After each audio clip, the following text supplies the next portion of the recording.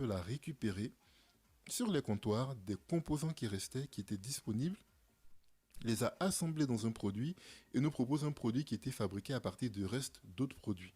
Pour dire les choses, enfin pour les simplifier, mais c'est simplifié à l'extrême, on sait que l'écran, c'est plutôt un écran d'iPad, le clavier, c'est un clavier de MacBook Air, et le processeur, c'est un processeur de smartphone. Donc vraiment, Apple a, entre guillemets, littéralement pioché sur ces étagères de composants à gauche, à droite, les a assemblés et a fabriqué un ordinateur portable qui est très bon et qui propose de très bonnes performances.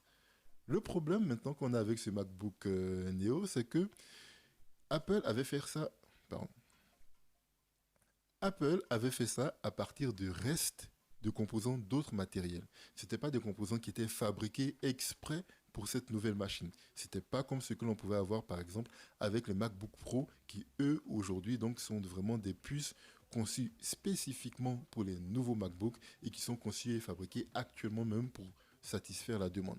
Là, on avait vraiment pris des composants qui existaient avant et qu'on avait afin de pouvoir donc maximiser le stock, utiliser au maximum tous les produits qu'on a.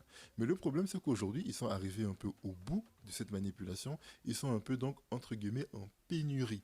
Et la question de savoir, est-ce que on refabrique des nouvelles puces qu'on avait arrêté de fabriquer et qu'on avait mises dans ces Mac-là afin de pouvoir s'en débarrasser sans forcément les jeter à la poubelle?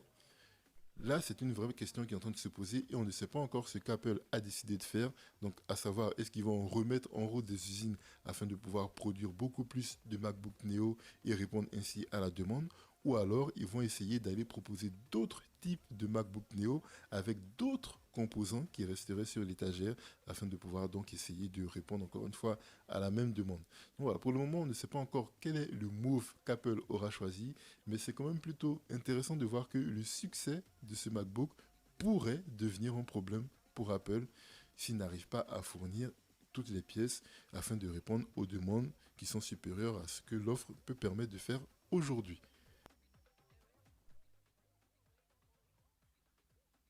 Voilà. N'hésitez d'ailleurs pas à me dire ce que vous en pensez. Est-ce que vous trouvez que c'est une machine intéressante? Est-ce que vous l'avez considérée éventuellement dans vos achats? Ou alors c'est quelque chose vraiment que vous ne regardez pas trop parce que vous n'êtes pas dans l'environnement Apple?